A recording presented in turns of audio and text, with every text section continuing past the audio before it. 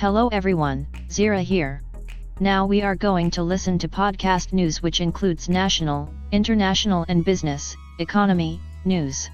While walking in the morning or evening, while cooking, cycling or during free time you can listen. It will enhance your learning and understanding of various accents and pronunciations. Listening improves the quality of communication and comprehension. Before going ahead, I would like to welcome you all to the virtual school. A new way of learning and teaching, with the vision of Let's Grow Together. Our mission is to learn how to learn and teach how to teach. So stay tuned. And here we go. June 3, 2021.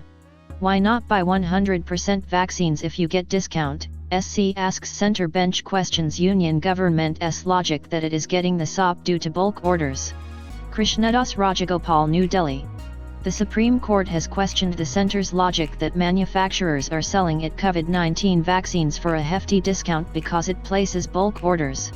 The court then asked the government why it cannot buy 100% of the vaccines at a discount instead of leaving the states to fend for themselves. The central government justifying its lower prices on account of its ability to place large purchase orders for vaccines raises the issue as to why this rationale is not being employed for acquiring 100% of the monthly CDL Central Drugs Laboratory doses, a bench, led by Justice D.Y. Chandrachud, noted in a 32-page order. The center can buy vaccines for 150 Indian rupees, while the states have to shell out between 300 Indian rupees and 600 Indian rupees. If the central government's unique monopolistic buyer position is the only reason for it receiving vaccines at a much lower rate from manufacturers, it is important for us to examine the rationality of the existing liberalist vaccination policy against Article 14 right to equality of the Constitution, since it could place severe burdens, particularly on states/union territories suffering from financial distress, the court held. It said the center, with a 35,000 Indian rupees crore budget to buy vaccines, has money to spare, unlike the states which have suddenly been burdened with the task to cough up funds for vaccines. The union budget for 2021 to 2022 earmarked 35,000 Indian rupees crore for procuring vaccines. In the light of the liberalist vaccination policy, the central government is directed to clarify how these funds have been spent so far and why they cannot be utilized for vaccinating persons aged 18-44, the court ordered. Let center distribute vaccines, says Odisha CM Satyasundar Barik. Odisha Chief Minister Navin Patnaik has called for a consensus among all the states on a universal vaccination program for COVID-19. In a letter to all chief ministers, and personal calls to a few, he expressed grave concern at the prevailing COVID-19 situation and suggested that the center procure the vaccines and distribute them. West Bengal Chief Minister Mamata Banerjee, too, said on Wednesday, the center must procure and make vaccines available free of cost to all the states. She said Mr. Patnaik called her on Tuesday on the issue. I fully support his views, she said. Mr. Patnaik's letter said many states had floated global tenders for vaccine procurement. However, it is quite clear that the global vaccine manufacturers are looking forward to the union government for clearances. They are unwilling to get into supply contracts with the state governments, while the domestic manufacturers are having supply constraints and are not able to commit required supplies. HC for manslaughter charge on officials not acting on vaccine issue. Untapped potential has to be utilized. Swabam Rocky Singh, New Delhi. Government officials who are sitting over the untapped potential of India to manufacture COVID-19 vaccine should be charged with manslaughter, the Delhi High Court warned on Wednesday. There is a lot of scope and infrastructure for manufacture of vaccine in India. And this matter, you, center, must really consider. This untapped potential has to be utilized. Your officers are not realizing this, a bench of Justice Manmohan and Justice Najmi Waziri said. The court's observation came while hearing a plea of Delhi-based Panacea Biotech, which has sought the release of an arbitral award passed in its favor and against the center, saying it needs funds at the earliest in the larger interest of humanity as it has already manufactured trial batches of Sputnik V vaccine in collaboration with Russian Direct Investment Fund and wants to scale it up. Palpable disquiet. The court said the center must expedite the process of clearing samples of Panacea Biotech, noting there is such an element of palpable disquiet in the country. Everybody wants vaccine. We have to cut this short. Additional Solicitor General Balbir Singh informed the court that the Indian government has decided to procure Sputnik V vaccine from Dr. Reddy's alone. He said panacea has to go through ethnicity and efficacy tests for any adverse effect on the population. Reacting to this, the court remarked, then the bridge trials should have been conducted even with regard to the imported vaccine. You have done away with it for the imported vaccine. Why insist on it for the domestic manufacturer but not for the manufacturer abroad?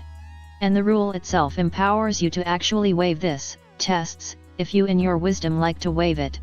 In the end they are identical products, one is imported and another manufactured here, the court said. The problem is of fear psychosis that some vigilance inquiry will take place, audit will take place. Tell them, officers, this is not the time to be wary of these investigations and audit reports.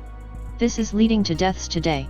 Actually, some people need to be charged with manslaughter if they have been sitting over this untapped potential, the court remarked. New IT rules don't apply to us, Google tells HC. Staff reporter New Delhi. Google told the Delhi High Court on Wednesday that the new Information Technology Rules 2021, which came into effect late last month, did not apply to the U.S.-based tech giant as it was a search engine and not a social media intermediary like Facebook, Twitter or Instagram. On April 20, the High Court issued a slew of directions on a petition by a woman who claimed her photographs and images, though not in themselves obscene or offensive, were taken from her Facebook and Instagram accounts without her consent, and uploaded on a pornographic website with derogatory captions added to them. Court in Dominica adjourns hearing in Mehul Choksi case. Kolol Bhattacharjee, New Delhi. Hearing began on Wednesday against fugitive businessman and diamond trader Mehul Choksi at a court in Dominica, where he is facing charges of entering the island territory illegally. Opposing the public prosecutor in the court, Mr. Choksi's team said he was traumatized after being tortured in custody of alleged kidnappers, who took him from his residence in nearby Antigua where he had acquired citizenship. The hearing will continue on Thursday. The case had taken a turn against Mr. Choksi after Antigua and Barbuda Prime Minister Gaston Browne claimed that Mr. Choksi had left his residence there out of his free will with a female companion and that Dominica should hand him over to the Indian authorities, who were expecting that country to carry out the International Red Corner notice against Mr. Choksi, accused of defrauding the Punjab National Bank and the State Bank of India of 13,500 Indian rupees crore. Tejpal case order seems a manual for rape victims. HC there is a case for considering leave for appeal, says Judge Tarun Tejpal Adish Pomberfkar. Special Correspondent Mumbai. Hearing an appeal against the lower court judgment that acquitted journalist Tarun Tejpal of rape and sexual assault charges, the High Court of Bombay at Goa observed on Tuesday that it seems like a manual for rape victims. A single bench of Justice S.C. Gupta was hearing Solicitor General Tushar Mehta, appearing for the state of Goa, challenging the judgment passed on May 21 by Additional Sessions Judge Kshama Joshi. Mr. Mehta read out the 527-page judgment. The victim's narrative is of extreme implausibility, and it is not possible to believe that she, a woman who is aware of laws, intelligent, alert and physically fit yoga trainer, would not push or ward off the accused if she got pushed against the wall.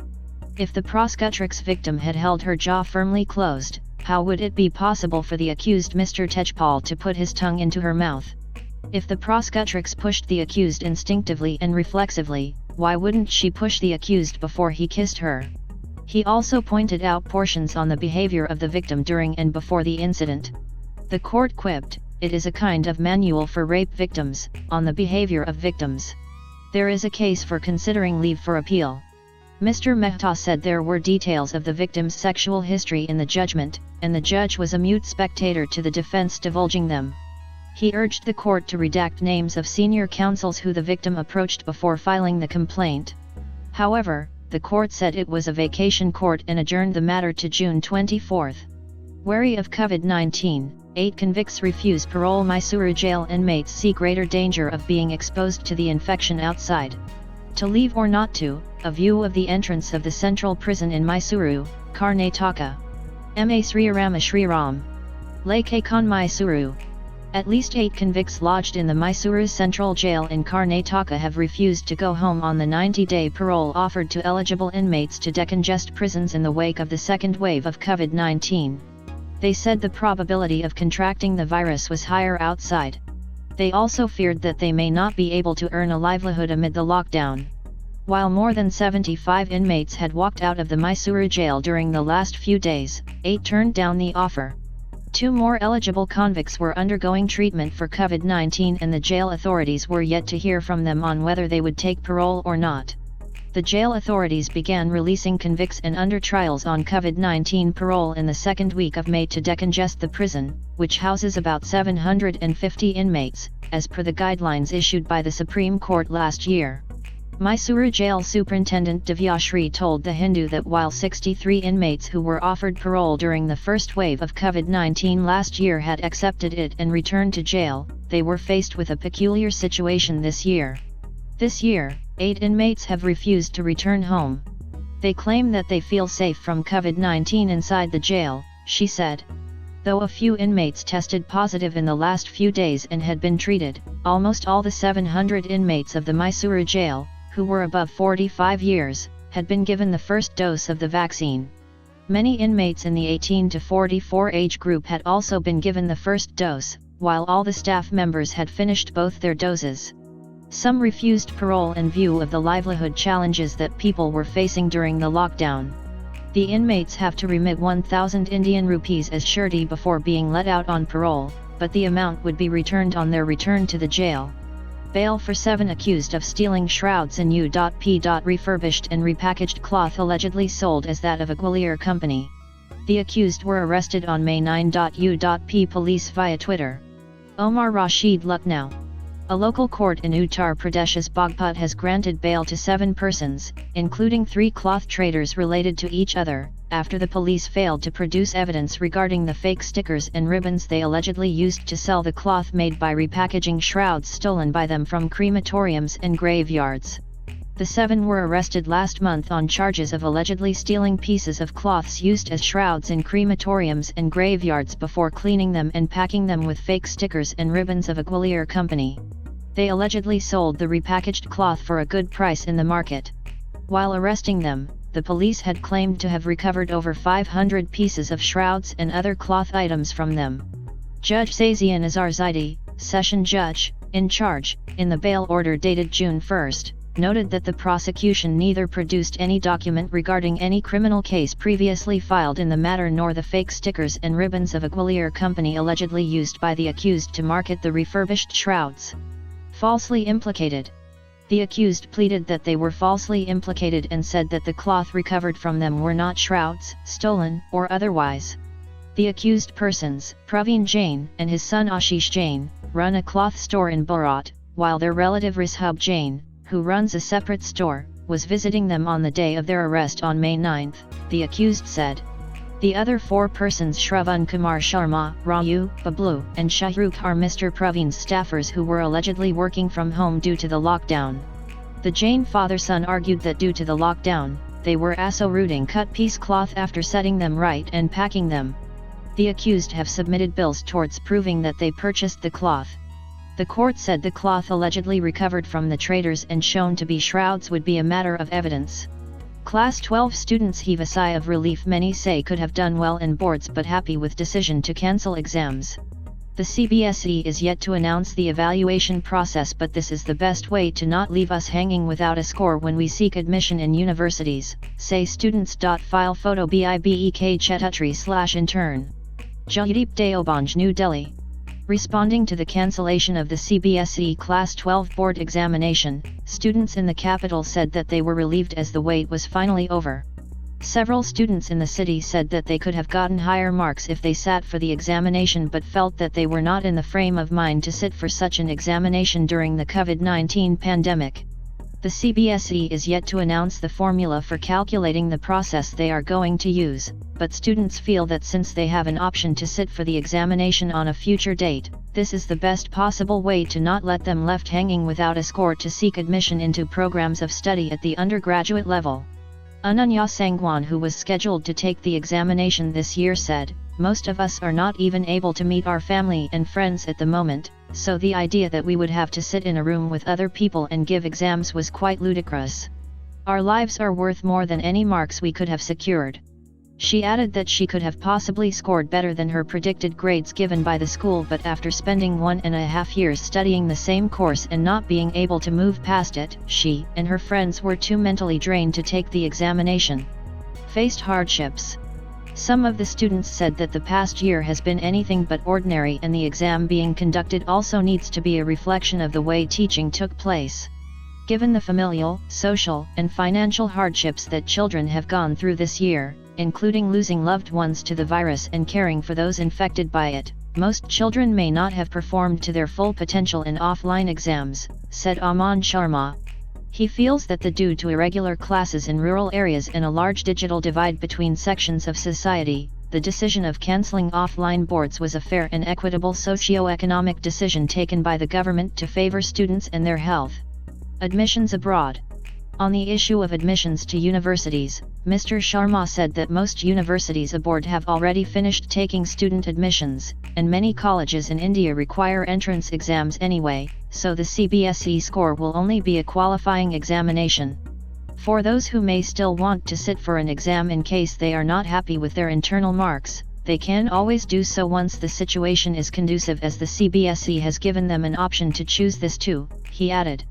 For Ms. Sangwan, who has already secured admission abroad, she said that she is happy that the CBSE has taken a decision, as she was worried with her results getting delayed, as many universities had sent out emails to their students saying that if the boards did take place, and the mark sheets came post the due date to submit the final results, the offers would be rescinded and students would have to reapply next year, which would mean taking a gap year and competing with a larger pool of applicants as well.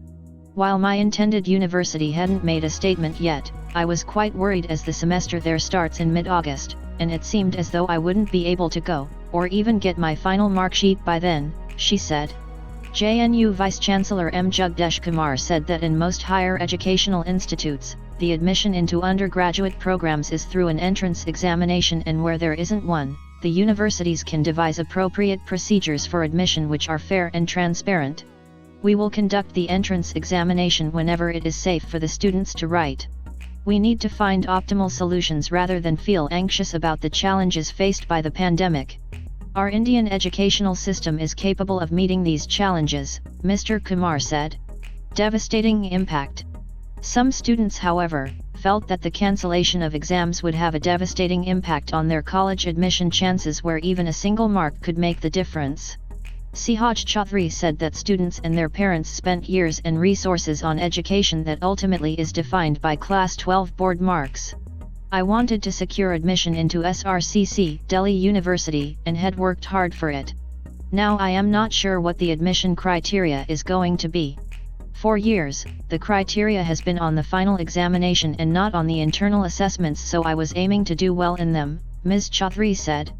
Murder case. Sushil Kumar sent to 9-day judicial custody. Court rejects police request of extending custody by 3 days. Olympic medalist Sushil Kumar arriving at the Rohini Court complex in Delhi on Wednesday. PTI. Staff reporter, New Delhi. A Delhi court on Wednesday sent wrestler Sushil Kumar to 9-day judicial custody in the alleged murder case of wrestler Sagar Dhunkar. He was produced before a magistrate at Saket Court, where the police requested extension of his custody by 3 more days, citing more recoveries were to be done. However, the magistrate refused their request. Upset since morning. A police officer said that Mr. Kumar was upset since Wednesday morning and was crying in the lockup as he did not want to go to jail. It was his last day of police custody. During his days in police custody, he used to tell his stories of wrestling days when he had won national and international medals for India. When we used to question him about his involvement in the crime, he used to start telling his stories or go silent. He used to follow a strict routine while being in the custody, said the officer. He used to start and end his day with exercise. The officer said that Mr. Kumar and his accomplice Ajay Sarwat were taken to Haridwar on Monday for the recovery of mobile phones and other articles, but they returned empty-handed. Sagar died after being allegedly assaulted by Mr. Kumar and others at Chhatrasal Stadium on May 4. Central Vista, plea in SC challenges HC's dismissal of petition to halt work. Workers brought in daily when curbs were in place. Legal correspondent, New Delhi. A Supreme Court lawyer on Wednesday appealed to the apex court against a Delhi High Court judgment dismissing a plea to stop construction activity at the Central Vista area in the capital amidst a surge in the pandemic. Advocate Pradeep Kumar Yadav said the High Court erred in concluding that the workers stayed at the site whereas they were brought in daily from outside at a time when restrictions were in place on public movement to halt the spread of the virus, which has claimed thousands of lives.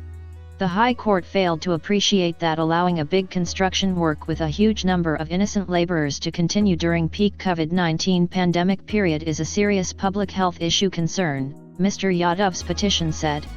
Not justified. The special leave petition was not justified in holding that the Central Vista Avenue redevelopment project was an essential activity during the peak pandemic crisis. The HC was not justified in holding that the workers of Central Vista Avenue redevelopment project was residing at the site. Government and SPCPL in their respective affidavits have clearly stated that the workers of the project were staying at the Saraikale Khan camp, which is not project site. Movement pass was issued to laborers and supervisors to construction site, the plea stated. The Delhi HC had found no reason to suspend the construction activities as the workers were staying at the project site. It concluded that COVID-19 protocols are being adhered to and COVID-19 appropriate behavior is being followed. It imposed 1 Indian rupee lakh costs on the petitioners, Anya Malhotra and Sohail Hashmi, for filing a motivated petition. 60 lakh people affected due to Cyclone Yas, says Odisha government. The natural disaster also caused financial loss to the tune of 610 Indian rupees crore. Seawater inundates agricultural fields during landfall of Cyclone Yas at Chandipur in Balasore district.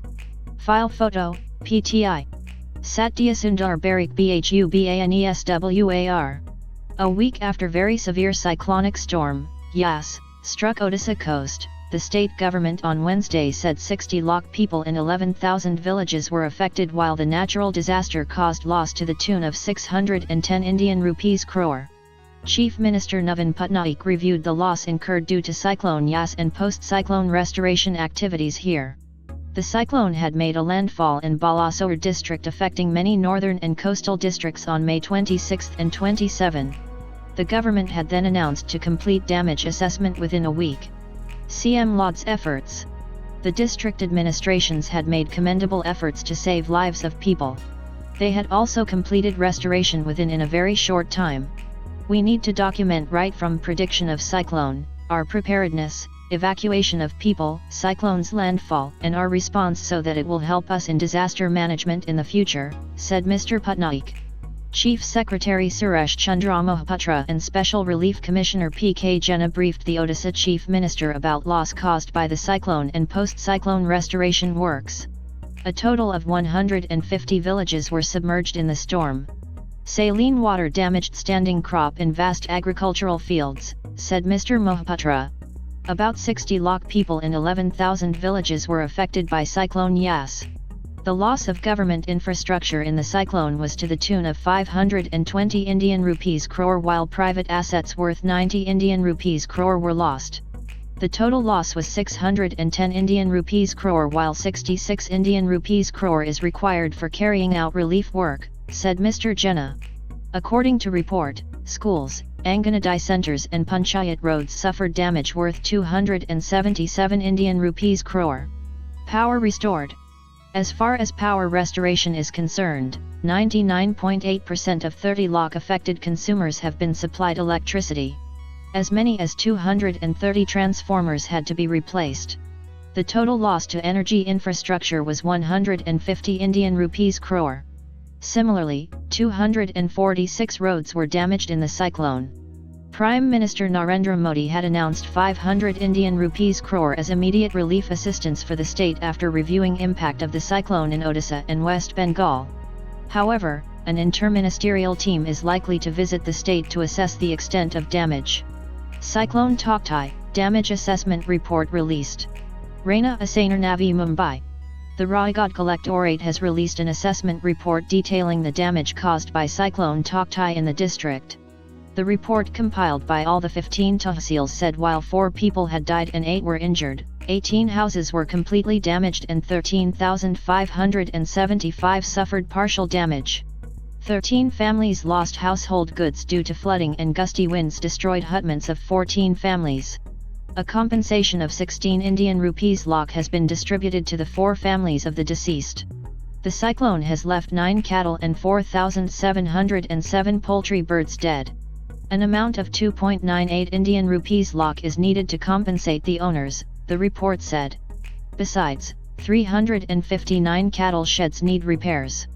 A total of 7,864 farmers have been hit due to the damage to 1,614.8 hectares of farmland, while 12 fishing boats have been completely destroyed. The cyclone also affected 55 primary health centers, 12 animal clinics, 59 gram panchayat offices, 255 cremation grounds, 492 primary schools, and over 1,000 electricity poles. Resident Deputy Collector Padmashri Bainad said, "We have forwarded a letter to the Maharashtra government seeking 25 Indian rupees crore towards compensation. While part of the compensation amount is expected from the state, the centre may provide the rest. Caste categories for NREG's pay will complicate payment system, may lead to a reduction in funding, experts. New changes, MNREGA scheme workers at a project site at Ramakrishnapuram in Telangana. File photo Rao GN. Priscilla Jebaraj NEW Delhi. The centre has asked the states to split wage payments under the Mahatma Gandhi National Rural Employment Guarantee Act, MNREGA, scheme into separate categories for the scheduled castes, the scheduled tribes and others from this financial year. Workers' rights advocates said this will complicate the payment system, and expressed fears that it may lead to a reduction in scheme funding. Government of India has decided to provide separate budget heads for SC and ST categories under MNREGs from the financial year 2021 to 22 for wage payment. The existing system for wages under the scheme is for only one type, that is, there is no category-wise provision of wage payment, said the advisory sent by Rural Development Ministry Director Dharmavir Jha to all state governments on March 2. The Hindu has seen a copy of the advisory, which does not include any rationale for the new procedure. A video conference was held with state representatives to lay out the new process in March. One of the participants said that states were asked to verify if job cards for SC and ST beneficiaries were being properly allocated at the field level. They were told they would be given fund allocations according to this criteria, indicating that labor budgets would also be segregated on a caste basis. The ministry may be thinking that this allocation is all being taken by the general category people, so they want to segregate based on the population of the district.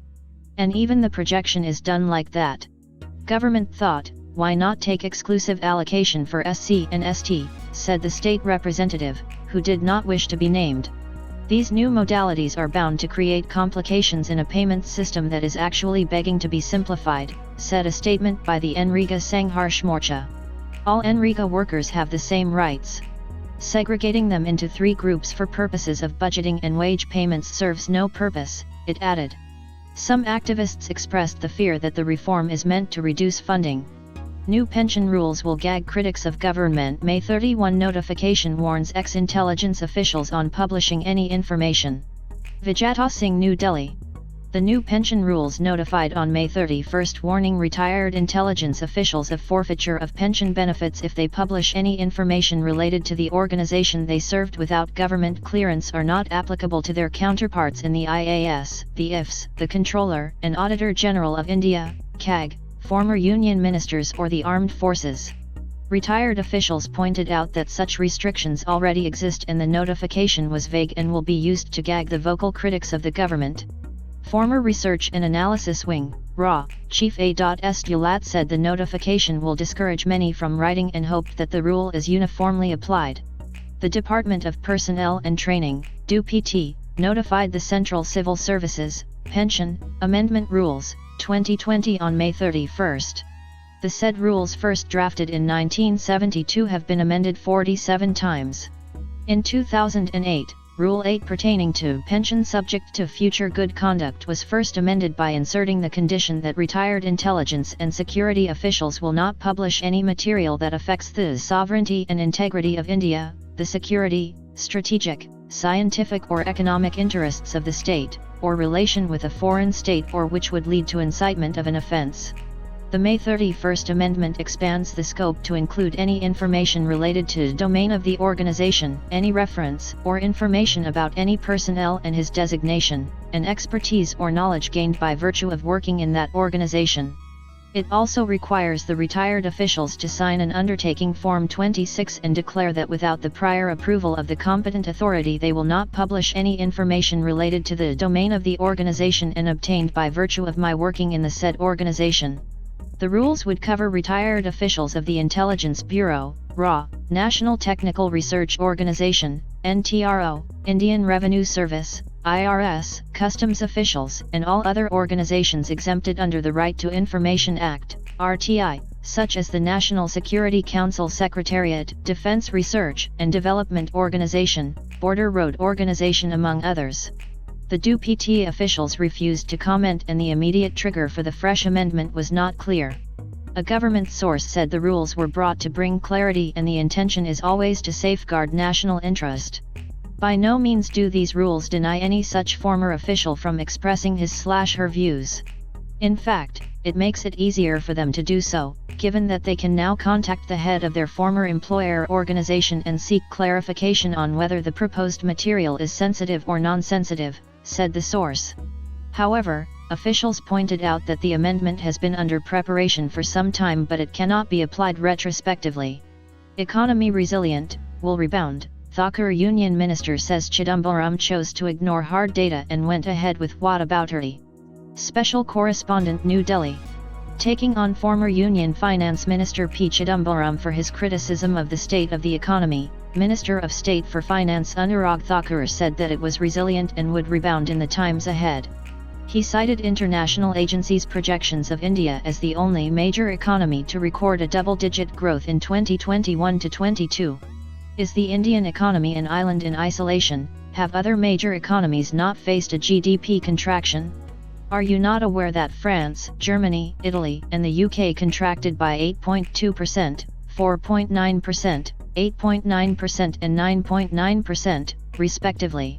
Canada, Russia, South Africa, and the US too have seen contraction in their GDP in the past year, he stated, referring to the 7.3% contraction in GDP in 2020 to 21.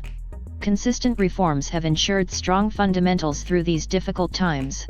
So India had a swift rebound from a contraction of 24.4% in the first quarter of FY 2020 to 21 to a growth of 1.6% in the fourth quarter. India had been resilient despite the disruptions in the globalist world, he noted. I am not surprised that the former finance minister chose to ignore hard data and instead went ahead with whataboutery. The Congress leadership has embodied this clueless approach over the years. Facts belied Mr. Chidambaram's advice on initiating cash transfers to people to help cope with the second wave, he said. Mr. Thakur urged Mr. Chidambaram to shift gears from his gloom and doomsday prediction. It was evident that the lockdown saved lives and gradual unlocking allowed green shoots in the economy, as reflected in the record GST collections, growth in auto sales, steel, cement, and international air cargo, he pointed out. The index of 8 core industries grew 11.4% in March 2021 and a staggering 56.1% in April 2021. Steel and cement sectors grew 27.3% and 32.7%, respectively, in March 2021. Important to note, since this growth is over and above the pre-lockdown period of March 2020. The two sectors grew 400% and 549% in April 2021, he said. Mr. Thakur told Mr. Chidambaram, while you doubt the resilience of Indian entrepreneurs, small businesses, traders, and MSMEs to revive themselves, various international agencies project India to grow by 12.5% in FY 2021 to 22, making us the only major economy to have a projected double-digit growth. Cash transfers. On Mr. Chidambaram's advice to initiate cash transfers to help the poor cope with the second wave of the pandemic, he cited the higher procurement of wheat, pulses and rice during the National Democratic Alliance tenure. He alleged that the Congress had misled farmers on agricultural laws. Today, farmers are happy and have differentiated the truth from the false narrative of Congress leaders, he observed. Over 2.65 Indian rupees lakh crore has been sanctioned by public and private sector banks and NBFCs to over 92 lakh accounts. Does this not provide cash flow for businesses, he said.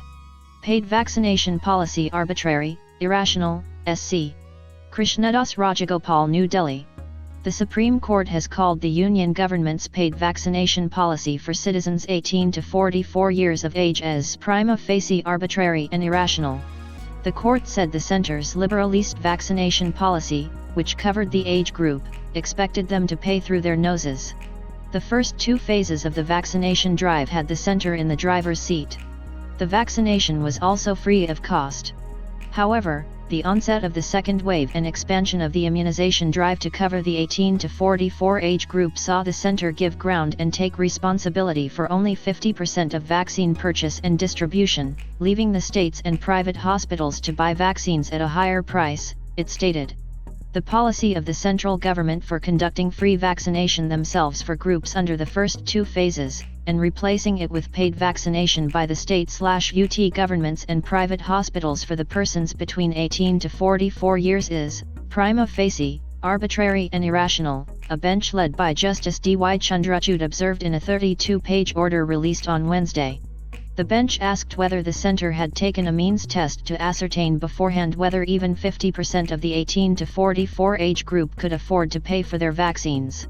The digital registration and booking of vaccine slots through CoWIN, coupled with the current scarcity of vaccines, ensured that the rich got vaccinated first, it said.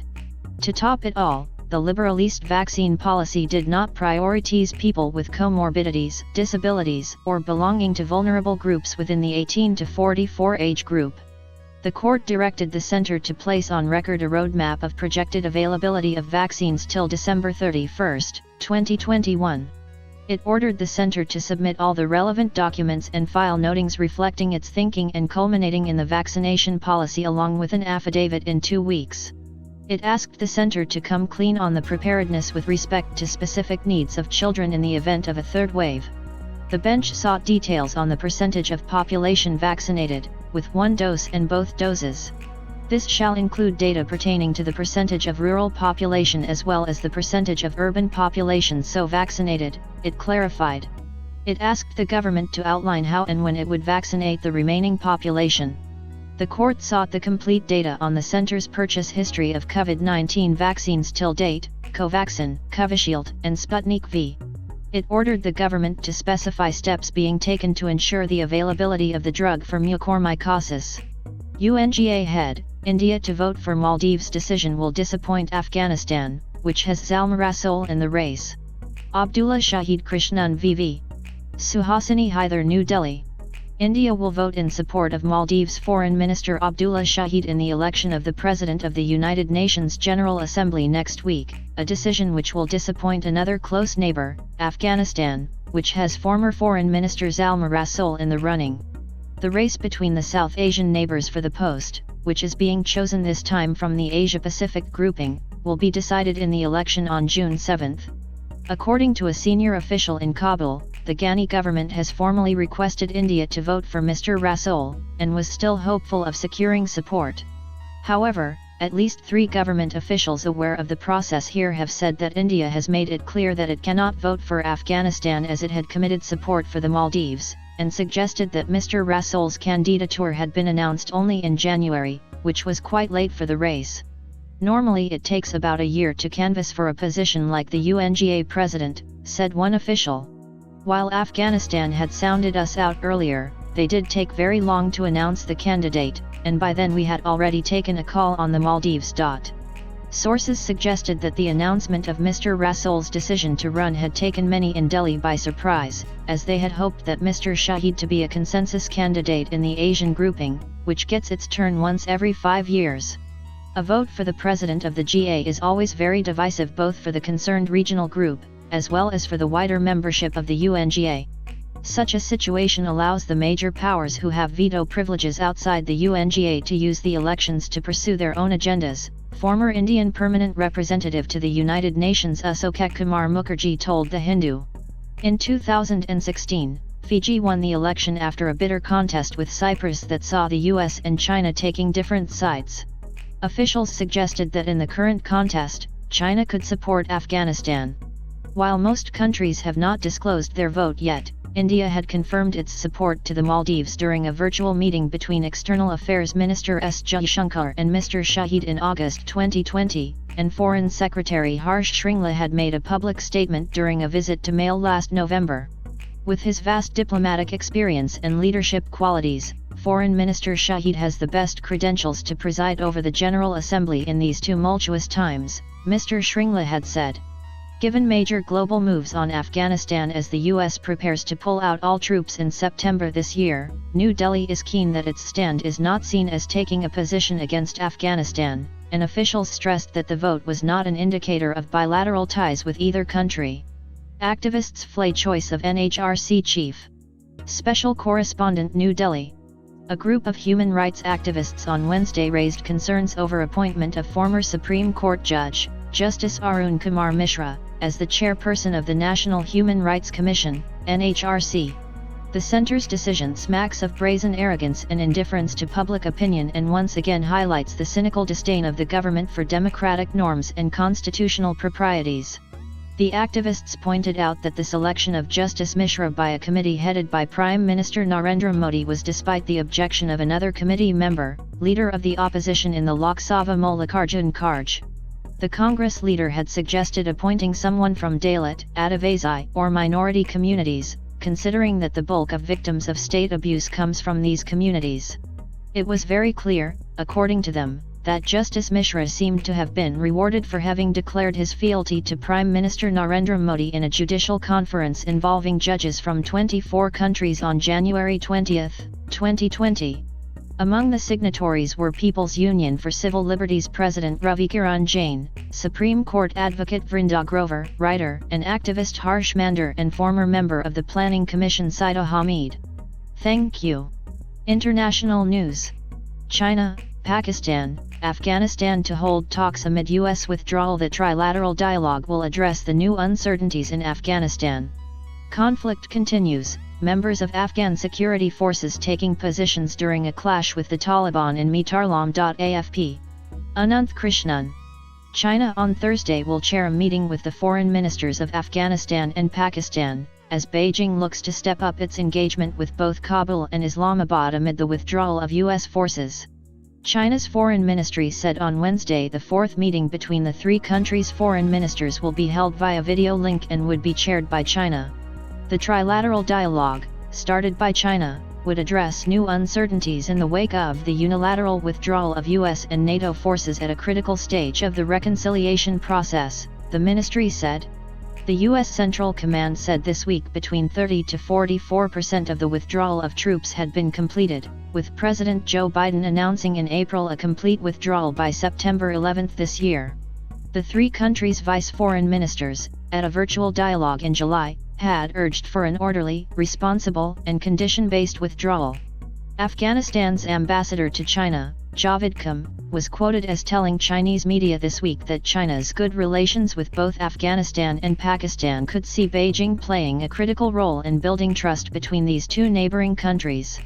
The Afghan envoy appreciated China's offer to facilitate Afghan peace talks in the future, the official Xinhua news agency quoted him as saying, noting that Foreign Minister Wang Yi had in a May 17 phone call with Afghan National Security Advisor Hamdullah Maib offered to facilitate internal negotiations among various parties in Afghanistan, including creating necessary conditions for negotiations in China. He also called on India and China to work together despite their other bilateral problems. Afghanistan being a stable country is in favor of countries such as the US, China, and India, the Communist Party-run Global Times quoted him as saying. It is more important how we and Pakistan can build trust and how China and India can build trust regarding Afghanistan regardless of other issues. Remembering the Tulsa race massacre 100 years later, hundreds were killed in Tulsa by racist mobs in 1921. Hate crime. This June 1921 photo shows smoke billowing from buildings set on fire in Greenwood, Tulsa. AFP. Narayan Lakshman. This week, U.S. President Joe Biden became the first sitting American head of state to officially recognize one of the worst incidents of violent racial hate in the country's modern history, the Tulsa Race Massacre of May-June 1921. The widespread killings in Tulsa, Oklahoma, targeting relatively well-to-do African Americans, and the extensive damage to their property by rampaging white mobs at the time shocked the nation and world. Over the decades since then, it has led to introspection and policy actions that have sought to bridge the racial chasm that continues to haunt American society. In 1921, it was the affluent, predominantly African American neighborhood of Greenwood, Tulsa, founded by descendants of slaves and having earned a reputation as the Black Wall Street of the U.S., that faced the carnage unleashed on May 31 and June 1. Tulsa was especially known for being an unofficial sanctuary city for African Americans suffering the consequences of harsh segregation or Jim Crow laws in pre-civil rights America. It appears that deep resentment that a community of color, and one subject to centuries of oppression, had risen to the higher echelons of the economic pyramid blended with historical racist hatred, resulting in lethal violence culminating in the deaths of hundreds, bodily injury to thousands and millions of dollars of damage to the homes and neighborhoods burned down by the rampaging mob. Covering up tracks. What followed was in a sense even worse. Survivors, gripped by fear of reprisals and unable to speak out about the violence they had faced, and losses suffered, had to contend with an elaborate attempt to cover up the massacre and protect the perpetrators. For years, the massacre was barely mentioned in government circles, and in newspapers and textbooks. It was only in 2000 that it finally made an appearance in the Oklahoma public schools curriculum. Immediately after the massacre, the Tulsa police chief reportedly ordered officers to confiscate from photo studios all the pictures taken of the violence unfolding. Further, according to historians who have studied the events surrounding the massacre closely, not only did Tulsa city officials cover up the crimes committed, they also deliberately shifted the narrative of the massacre by calling it a riot and blaming the black community for what went down. While the Tulsa Race Riot Commission was formed to investigate the events in 1997 and officially released a report in 2001, it is clear that much has remained buried, quite literally. Towards reconciliation. It is this painfully sordid, and as yet unresolved history of racist hatred that has prompted Mr. Biden to say, "We do ourselves no favors by pretending none of this ever happened. We should know the good, the bad, everything. That's what great nations do, they come to terms with their dark sides." Yet the greater challenge for Mr. Biden's government is to go beyond the question of reparations to survivors and address the root causes of disparity that continue to plague American society. In that regard, African American communities may welcome Mr. Biden's plans to address racial discrimination in the housing market by issuing new rules on fair housing practices and curbing inequities in the home appraisal process, by directing more federal spending to small and minority-owned businesses, and to close the wealth gap between the African American community and others through new initiatives focused on economic opportunities for minorities. Massive fire breaks out at Iran oil refinery. Firefighters believe it struck an LPG pipeline. Raising alarm, smoke rising from Tehran's main oil refinery. AP. Associated Press. Tehran. A massive fire broke out on Wednesday night at the oil refinery serving Iran's capital, sending thick plumes of black smoke over Tehran. It wasn't immediately clear if there were injuries. The fire struck the state-owned Tandgian Petrochemical Co. to the south of Tehran, said Mansour Darajati, the Director General of the capital's crisis management team. Firefighters believe it struck a pipeline for liquefied petroleum gas at the facility, Mr. Darajati told Iranian state television. He did not elaborate. Ambulances deployed. Mojtaba Khaledi, the spokesman for Iran's emergency department, told the semi-official ISNA news agency that 10 ambulances and other equipment had been deployed at the scene of the fire. Hospitals in the area are on standby as well, he said. It wasn't immediately clear what started the blaze. Temperatures in Tehran reached nearly 40 degrees Celsius on Wednesday. Hot summer weather in Iran has caused fires in the past. Burnt-out container ship sinking off Sri Lanka. It has 350 tons of oil in its fuel tanks. Agence France-Presse Colombo. A burnt-out container ship that has already caused Sri Lanka's worst maritime environmental disaster was sinking on Wednesday with nearly 350 tons of oil in its fuel tanks. The MV Express Pearl, carrying hundreds of containers of chemicals and plastics, burned for 13 days just outside Colombo's harbor before rescue workers finally extinguished the blaze on Tuesday. Dutch salvage firm Smit attempted to pull the still smoking wreckage of the 31,600-ton vessel into deeper water on Wednesday, but the effort stalled. Navy spokesman Indica da Silva said the stern had sunk to the bottom at a depth of 22 meters. The bow is still afloat, but the stern is resting on the seabed, Mr. da Silva said. The 186-meter ship was still tethered to a powerful tug as experts mulled whether to attempt to refloat it. A huge amount of plastic debris has inundated beaches, and authorities now fear an even greater disaster should the ship's 297 tons of heavy fuel oil and 51 tons of marine fuel oil leak into the Indian Ocean. Some oil was already visible near the beaches of Negombo, about 40 kilometers from Colombo, although it was not clear if it was from the stricken ship. President Biden vows to strengthen voting rights. Harris to head White House efforts. Sri Ram Lakshman, Washington, D.C. Speaking from Tulsa, Oklahoma, on the 100th anniversary of the Tulsa Race Massacre, in which an estimated 300 blacks were killed by white supremacists and many left homeless, U.S. President Joe Biden said he would fight with every tool at his disposal to ensure the Senate passed its version of a voting rights bill, the For the People Act, already passed by the House of Representatives earlier this year. The president also announced that he had appointed Vice President Kamala Harris, who is African American and Indian American, to head the White House's efforts to strengthen voting rights. Describing the massacre in the Greenwood neighborhood, called the Black Wall Street as it was the most prosperous black neighborhood in America at the time, accounts of which have not made it into most history lessons, Mr. Biden described a belief that America did not belong to everyone. A belief enforced by law, by batch, by hood, and by news, he said following remarks after he met survivors of the massacre.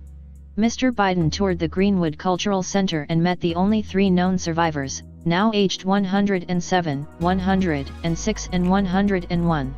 Mr. Biden's actions come at a time when Republicans on Capitol Hill and state legislators are advancing legislation which they say is to curb voter fraud, but Democrats say they are aimed at restricting access to the ballot box, especially for minority communities. The president said the sacred right voting was under assault with incredible intensity like I've never seen. On Monday, Texas's Republican governor, Greg Abbott, threatened to cut the salary of legislators after Democrats, on Sunday, boycotted a vote on a bill they said would restrict voting and make it easier to overturn results. Florida, Arizona, and Georgia have also passed voting restriction legislation this year.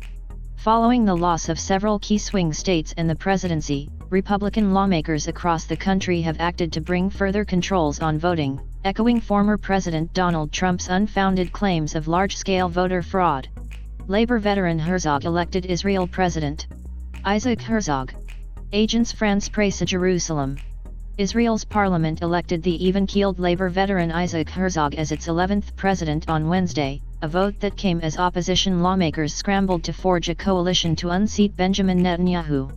Mr. Herzog, 60, beat former headmistress Miriam Peretz to replace President Reuven Rivlin, who was elected in 2014 to the largely ceremonial position decided by the parliament, or Knesset. Wednesday's presidential vote came as Israeli politicians from across the spectrum were holding 11th-hour negotiations to cobble together a new administration aimed at ending Prime Minister Netanyahu's 12 straight years in office. The presidency exerts little power, primarily meeting with party leaders after legislative elections and tasking candidates with forming governments. It is the Prime Minister who wields actual executive authority. The scion of one of Israel's most prestigious families, Mr. Herzog was first elected to parliament in 2003, but was most recently leading the Paragovernmental Jewish Agency for Israel, an organization focused on relations with Jewish immigrants in the diaspora. The son of Chaim Herzog, Israel's 6th president and a former ambassador to the United Nations and nephew of the famed diplomat and statesman Abba Eban, the new president supports the two-state solution to the conflict with Palestinians. Thank you. Economy news. Exports surged 67%, narrowing trade gap. Deficit narrowed to an 8-month low in May, helped by a reduction in gold, oil imports. Stable trend. Non-oil, non-gold imports remained largely steady over April and May, says ICRA's Nair. Reuters. Special correspondent, New Delhi. India exported merchandise worth $32.21 billion in May 2021, 67% higher on a year-on-year basis and almost 8% more than May 2019's pre-pandemic shipments. The country's merchandise trade deficit shrank to an 8-month low. Imports grew 68.6% to $38.53 billion, compared with May 2020, but were 17.5% lower than the same month in 2019. Major sectors that saw a spurt in exports in May, compared with the pre-COVID times, included cereals, iron ore, cotton yarn and handloom products, jute, rice, and ceramics. However, leather, tea, ready-made garments, oilseeds, handicrafts and gems and jewelry saw a significant dip over the same period. The Federation of Indian Exporters Organizations, FIEO, Chief Sharad Kumar Saraf said that 19 out of 30 major product groups had recorded impressive growth over May 2020, and that the gradual opening up of major global markets was bolstering orders. ICRA chief economist Adjourns Nair attributed the contraction in the trade deficit to $6.3 billion in May from $15.1 billion in April to the state-level restrictions that widened over May and curbed domestic demand for both gold and oil.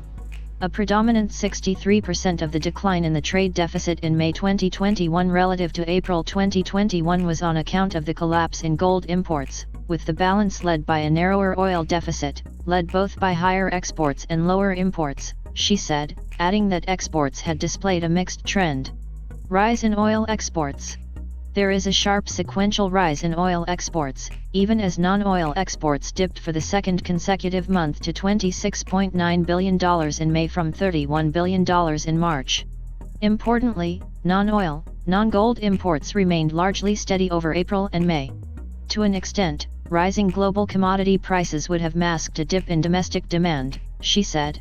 The need of the hour is to soon notify the RODTEP remission of duties and taxes on export products rates to remove uncertainty and help expedite new contracts with foreign buyers, said Mr. Saraf. The government must address key issues including priority status to exports sector, he added. Engineering Exports Promotion Council President Mahesh Desai said the release of assured duty refunds would provide a major push to the sector, which recorded a 53% growth in May over last year and 16% over May 2019 levels. Brazil economy expands 1.2%, returns to pre-pandemic size, record tax collection, job growth spur upward revisions. Reuters Brasilia. Brazil's economy expanded by 1.2% in the first quarter, from 3 months earlier, data showed on Tuesday, as rebounding services and investments took Latin America's largest economy to its pre-pandemic size at the end of 2019. It was the third consecutive quarter of growth, and although the rebound has slowed, some underlying figures suggest stronger foundations for a continued recovery this year. This makes the outlook for the coming quarters very positive, said Jason Vieira, chief economist at Infinity Asset Management in Sao Paulo, calling the data a really good set of numbers, especially fixed business investment. The economic recovery has accelerated inflation in Brazil, prompting one of the world's most aggressive string of ongoing interest rate increases. The central bank has raised its benchmark rate by 75 basis points at each of its last 2 policy meetings, to 3.50%, and has indicated it will do so again next month as GDP growth holds up and inflationary pressures persist. Brazil's first quarter growth was driven by services, industry, and fixed business investment, and agriculture grew by 5.7%, its fastest pace in 4 years. A clutch of upbeat indicators recently, including record tax collection and formal job growth, has triggered a wave of upward revisions to economists' full-year GDP growth forecasts. Thank you. Thank you so much for watching this video as a podcast. Do like, share and comment. Press the subscribe button and hit the bell icon to get new notifications. Thank you. Take care and stay safe. God bless you all. Jai Bharati. To download news and editorials in MP3, follow us on Telegram, Virtual School. The link is provided in the description below.